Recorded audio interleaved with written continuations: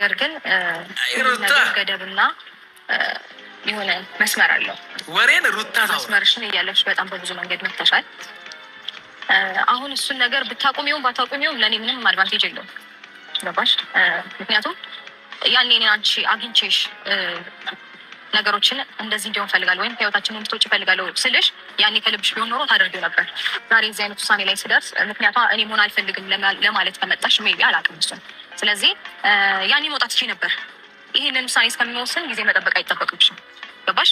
እና ለዚህ ከሆነ የመጣሽው አመሰግናለሁ። ሀሳብሽን ለመግለጽም ስለሞከርሽ አመሰግናለሁ። ነገር ግን አሁን አንቺ ይህንን ስላልሽኝ እኔ ምንም የምቀይረው ሀሳብ የለም። አይደለም ነገሮችን እንደዚህ ጠንከር አድርጎ ለዚህ ውሳኔ ያበቃቃሽ የኔ ሁኔታ ከሆነ እርቅ ፈጥረናል አይደል?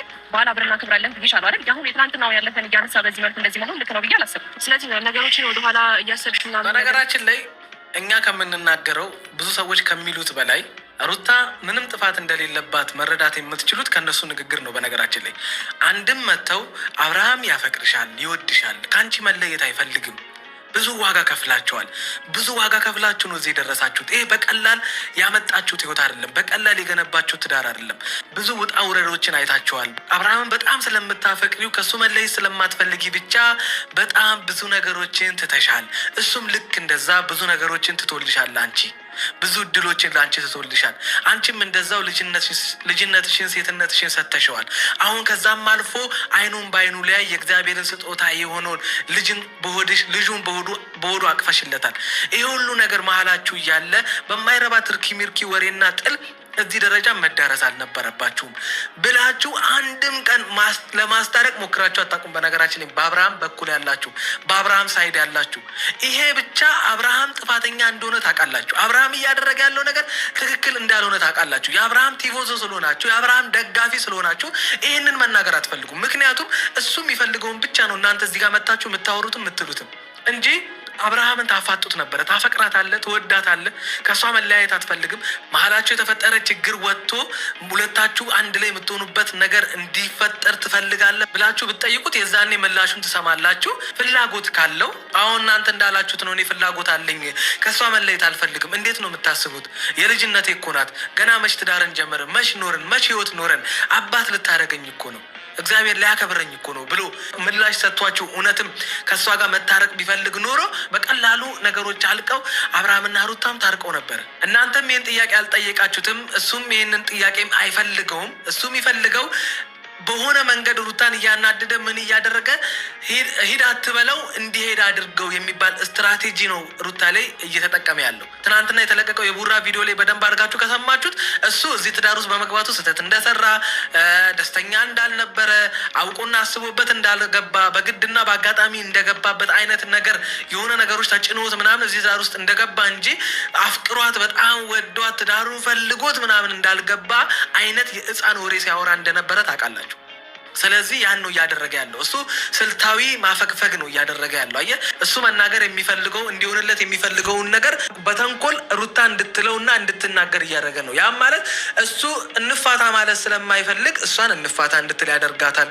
አየህ፣ እሷን እንድትናደድ ያደርጋታል። አናዶ የእሱን ፍላጎት እሷ እንድታደርግ ያደርጋታል። ይህንን ተንኮል ነው እየተጠቀመ ያለው። መቼም ጥበብ አንለውም ይሄ የሴጣናዊ ጥበብ የለብሽም። በዚህ ልክም ነገሮችን ማክረር የለብሽም። ምክንያቱም ትዳር መፍታት መፍትሄ ሆኖ አይታየኝም እንደኔ ማለት ነው። ትዳር እንድትፈታ ሆን ብለው እያደረጉ ልጅቷ ብን ብላ እንድጠፋ የሚያደርጋትን ተግባር ካደረጉ ከጨረሱ በኋላ ሀሳባቸውና ሚሽናቸው ከተሳካላቸው በኋላ እዚህ ጋር መጥተው የትዳር አማካሪ በቃ ለእነት ትዳር ትልቅ ነገር ነው። ኧረ እባክህ ትዳር ትልቅ ነገር ነው ለአንቺ፣ ፍቺ መጥፎ ነገር ነው ምናምን ተይ እንጂ። ባለ ትዳር ጋር የምትለጣጠፊው እነሱ ትዳር ላይ ምን እንዲፈጠር አስበሽ ነበረ? ሄርሜላዬ ተይ እንጂ። ባሏ አብርሃም ከአንቺ ጋር እንደዛ የሚሆነው ትዳር ፍቺ መጥፎ ስለሆነ፣ ትዳር ክቡር ስለሆነ። ኧረ ወይኔ ሙዳችሁ ከባድ ነው። እንደኔ ደግሞ ይታየኛል። ምክንያቱም የነገሩ ወይም ደግሞ በቦታው ላይ ያለሽው አንቺ ስላልሆንሽ ወይም ተጎጂው አንቺ ስላልሆንሽ ነገሩን አክሬ ማየቴ ወይም ላላርጌ ማየቴ አንቺን ያን ያህል ሊያሳስብሽም ሊያስጨንቅሽም አይችልም። ምክንያቱም የነገሩ ባለቤት ስላልሆንሽ። ግራ የሚገባኝ ነገር የሩታ ማክረር ነው አይደል? ብዙ ሰዎች የታያችሁ አልፈታችሁም ስላለቻችሁ ሀሳባችሁን እና ተንኮላችሁን ስለነቃችባችሁ አልፈታ መላ ከእናንተ በላይ ስለሆነች መናገር ስለምትችል ቃላቶቿ ስለሚያምሩ ከእናንተ በተቻለ ነገሮችን ተረድታ ማውራት ስለምትችል እንደ ሰው ስህተቶችን መስራቷ እንዳለ ሆኖ ግን ከነ ስህተቶቿ ከእናንተ የተሻለ አስተሳሰብ ሩታ አላት። የምሬን ነው የምላችሁ። እዛ ተሰብስባችሁ ካላችሁት የበለጠ እቺ አንድ ሴት ከእናንተ የተሻለ አስተሳሰብ አላት። ምናምን እኔ ምን አይነት ስሜት ውስጥ እንደሚከተኝ ብዙ ጊዜ ማንም ማለት ሴት መሆን ብቻ በቂ ነው። በነገርሽ ላይ ይህን ነገር ለመረዳት በእንደዚህ አይነት ሁኔታ ውስጥ ሆና እኔ ምንድን ነው እያደረግኩኝ ያለሁት፣ እሷ ምን ይሰማታል፣ ወይም ደግሞ ከእሱ ጋር ያለኝ ቀረቤታ በምን አይነት መንገድ ነው ሰው ሊረዳ የሚችለው? የኔ ሀሳብ ይሄ ሊሆን ይችላል፣ ግን አቀራረቤ ልክ አይደለም። ከሌሎች ጓደኞች ጋር ምን አይነት ቀረቤታ አለኝ፣ ከእሱ ጋር ምን አይነት ቀረቤታ አለን፣ ምን አይነት ጓደኛ ነው ለእኔ የሚለውን ነገር ማሰብ ነበረብሽ። ገባች? አያቻር የሩታን ንግግር ምን አይነት ስማርት ንግግር እንደምትናገር የጓደኞቹን ወክላ ትናገራለች። እንዲህ ብታደረጉ እንዲህ ብታደርጉ ትላለች። ባሏን ወክላ ትናገራለች። እንደገና እንዲህ ብታደረግ እንዲህ ብታደረግ። ምክንያቱስ የምትናገራቸው ነገሮች ሁሉ ለትዳሯ እንቅፋት የሆኑትን እዚህ ደረጃ ያዳረሳቸውን አሁንም እንዳይታረቁ እያደረጋቸው ያለውን ነገር ለእሷም ትነግራታለች። እኔ ከዚህ በፊት ደጋግሜ ተናግሬያለሁኝ። እንዴት ሴት ሆነሽ ይህንን መረዳት ያቅትሻል? አንቺ በሩታ ቦታ ብትሆኚ ምንድን ነው የምታደርጊው ብዬ ደጋግሜ ስናገር ነበር። ይሄው እሷም እያለች እኮ ነው። ይህንን ስታደርጊ ከባሌ ጋር እንደዛ ስትሆኚ፣ ለዛውም ከኔ ጋር በተጣላበት ሰዓት ፍቺ ሳንፈጽም እጁን ቀለበት እጁ ላይ አድርጎ እኔ አርግዤለት ነገ አባት ሊሆን የተዘጋጀ ሰው ለእኔ ይሆነኛል ብለሽ ራሱ ከእሱ ጋር እንደዚህ አይነት ግንኙነት መፍጠርሽ ራሱ እንዴት አስበሽው ነው?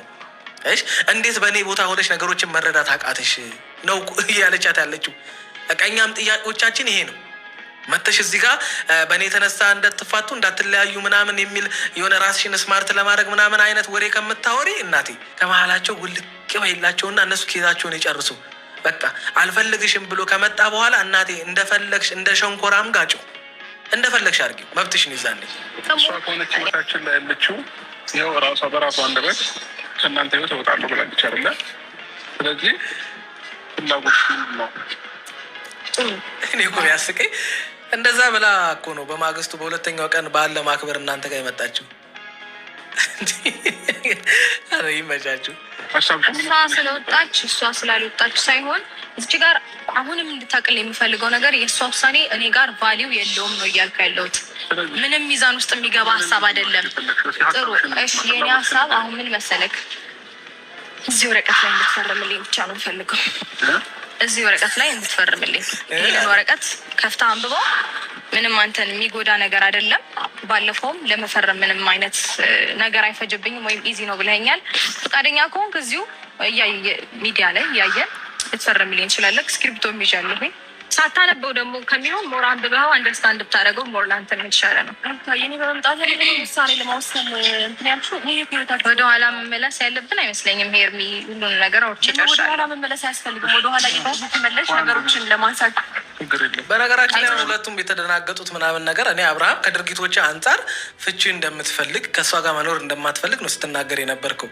እዚህ ጋር እሷ አምጥታ ወረቀቴ ላይ ፈርምልኝ እንለያይ ምናምን ስትል እዚህ ጋር ሁለታችሁ አክት የምታደርጉት የሆነ የመደናገጥ አይነት የመርበትበት አይነት ባህሪ የመርበትበት አይነት ነገር የምታሳዩን እኔ ማለት የሚመስለኝ ምንድን ነው፣ አንዳንድ ጊዜ እኛ የፈለግነውን ነገር ስንቀደም አለ አይደለ፣ ይፈልገው ይሆናል መለያየቱን፣ ግን ደግሞ ሲቀደም አንድ ሰው ደስ አይሉ የሆነ አብርሃም ሚስትህን ይቅርታ ጠይቀ ወደ ትዳርን ለመመለስ የበታችነት ስሜት ይፈጥርባል። ሁሌ በሁሉም ነገር የበላይ መሆን ነው የምትፈልገው።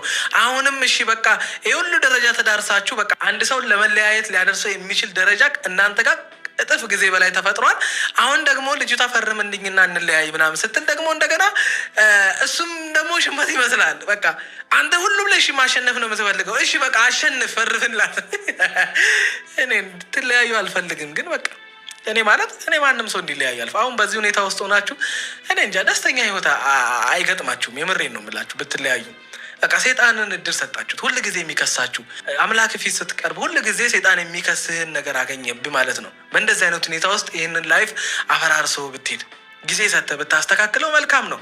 ልጅ ባየ ቁጥር እርጉዝ ባየ ቁጥር አንተን የሚቆጭ ህሊናን የሚከስህ እንቅልፍ የምታጣበትን ነገር ለምን ትመርጣለህ? እልህኝነትን ወደዛ ተወው።